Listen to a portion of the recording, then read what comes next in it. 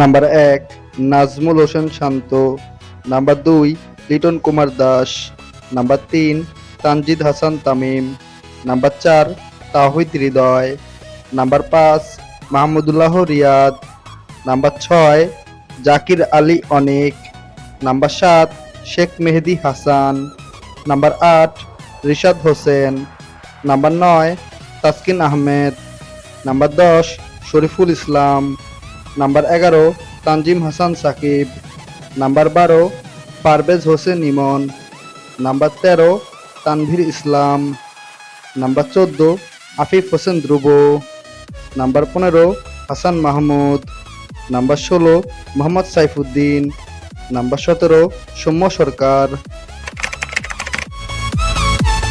প্রথম T twenty match শুরু হবে মে মাসের ৩ তারিখ সন্ধ্যা ৬টায়, ভেন্যু হচ্ছে চট্টগ্রাম।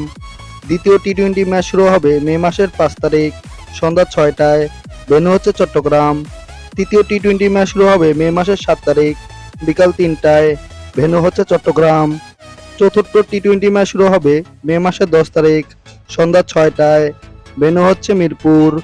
পঞ্চম ও শেষ টি-টোয়েন্টি ম্যাচ শুরু হবে মে মাসের ১২ তারিখ সকাল ১০টায়, ভেন্যু হচ্ছে মিরপুর। আইপিএল এর জন্য জিম্বাবুয়ে সিরিজে খেলতে পারবেন না মুস্তাফিজুর রহমান ও প্রথম দিকের কিছু ম্যাচ মিস করবেন সাকিব আল হাসান। ভিডিওটি ভালো লাগলে একটি লাইক দিন ও চ্যানেলটি সাবস্ক্রাইব করে অল নোটিফিকেশন আইকনটি অন করে দিন। ধন্যবাদ।